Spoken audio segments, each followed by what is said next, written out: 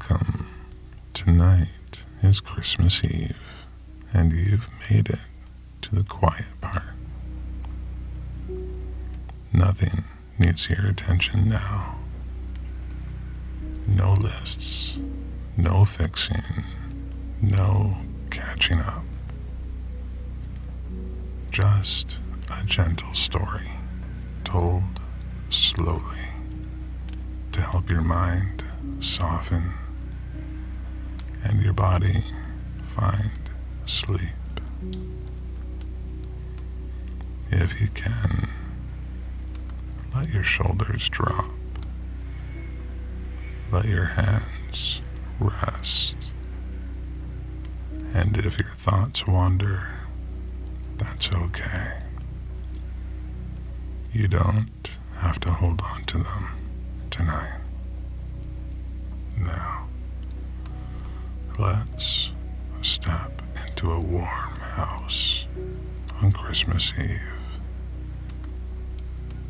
where the world outside is dim and snowy, and time is kept by one steady grandfather clock.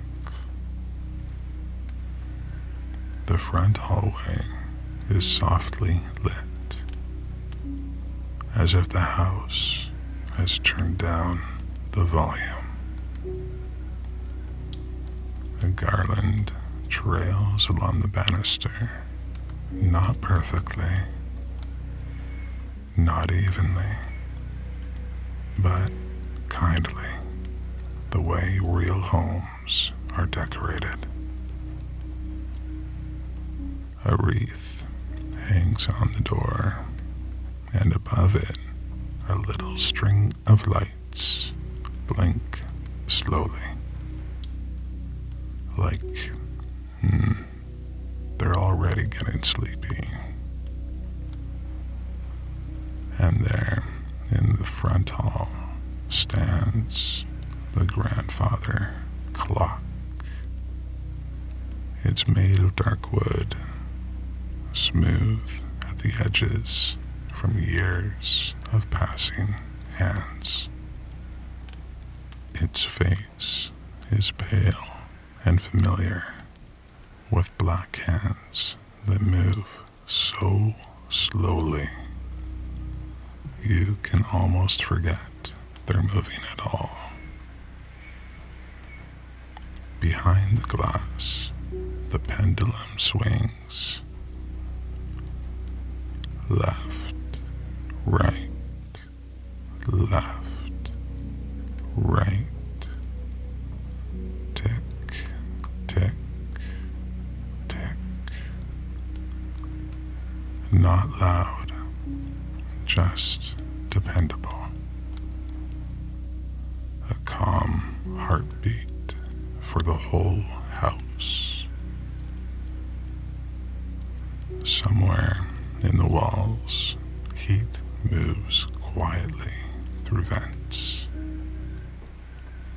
Somewhere, a floorboard holds its breath and creaks only when it must. Outside, snow drifts past the windows, the world growing softer by the minute. And the clock keeps time the way it always does. Steady, patient, almost kind.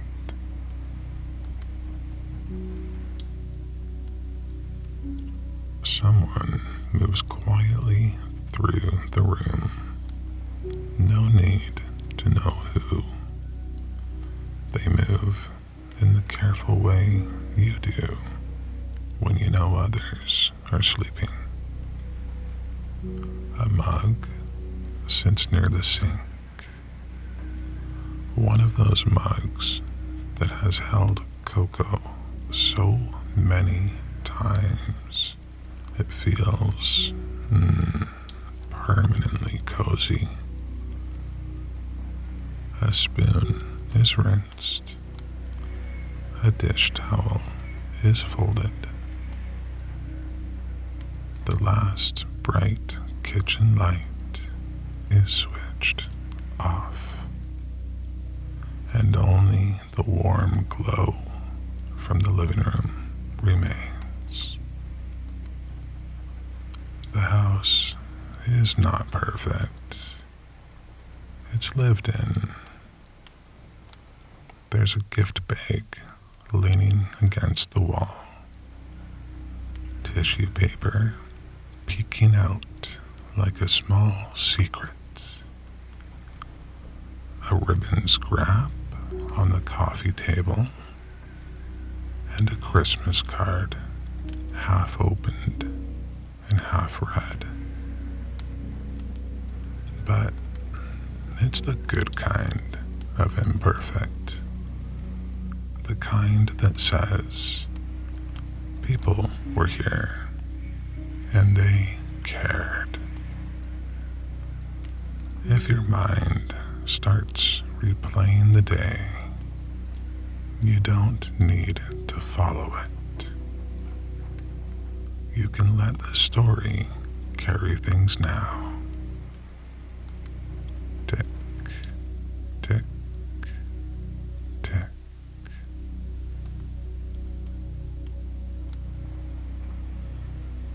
In the living room, the tree glows quietly in the corner. Not enormous, not showy, just right.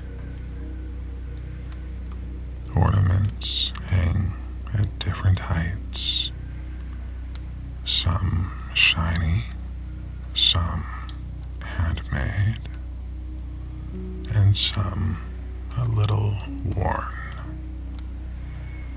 The lights blink slowly, not flashing, just breathing.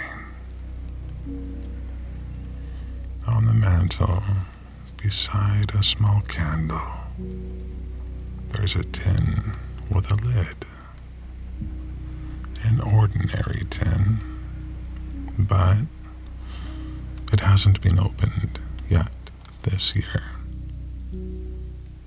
Someone picks it up and feels its weight, gives it a gentle shake. A soft rattle answers back. They lift the lid carefully, and inside are small familiar things. Hooks and ribbons, a few bits of tissue paper, and one ornament wrapped like it matters. The tissue opens with a quiet crinkle, and inside is a tiny glass clock ornament, a miniature cousin of the grandfather clock in the hall. It's delicate, round, with painted hands frozen at a time that doesn't matter. Held up to the tree lights, it catches the glow, and for a moment the room looks even softer. The ornament is placed carefully on a branch near the middle of the tree, a safe place where it won't fall easily. Then, a small step back, just to look. If your eyelids feel heavy now, that's perfect. You don't need to listen closely. You can drift whenever you're ready.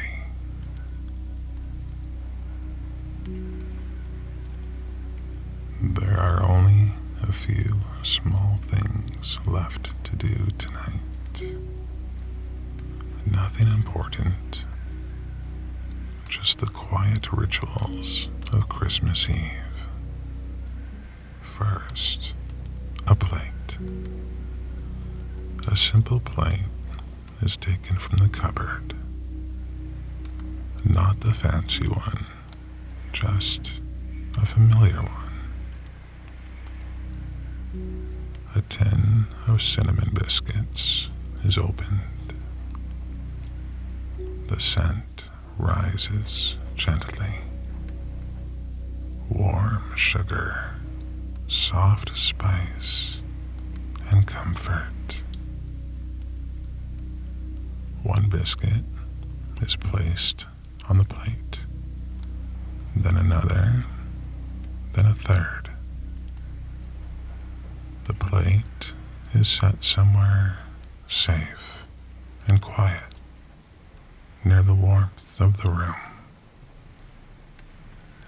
And that's enough. Now, the hallway. The floor creaks softly in familiar places, as if the house remembers where footsteps have passed before. The lights are already low. Just a lamp near the stairs, casting a long golden glow along the runner. The grandfather clock waits. Tick, tick, tick.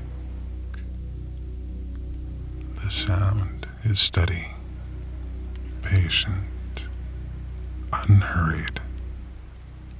There is nothing else to prepare, nothing else to remember. Only the quiet sense that the day has reached its natural end. The staircase rises slowly, each step taken without hurry. The banister is cool beneath your hand, and the garland rests quietly along it now, dark green and gently lit, as if it's already asleep. Upstairs, the air feels different, quieter, still. Doors are closed, rooms are dark. The house has turned inward, settling into itself. Down below, the grandfather clock continues its patient work. Tick, tick, tick. Time moving forward, even as everything else becomes still. Outside, the night holds steady. Snow settles where it lands. The wind moves past and carries on. Nothing asks anything of you now. If sleep comes slowly, that's fine.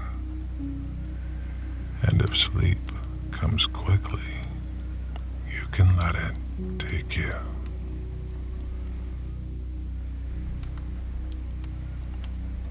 Down below, the grandfather clock reaches the hour. Its chime is soft, measured, and familiar. One sound, then another. Each one settles gently into the night, like a final confirmation that everything is where it should be. The house holds its breath. Firelight flickers in an empty room. Shadows shift, then rest. Outside, the night continues on its own, wide and untroubled. There is nothing left to do, nothing left to hold, only warmth, only quiet. And when you're ready, you can drift all the way into rest. Sweet dreams.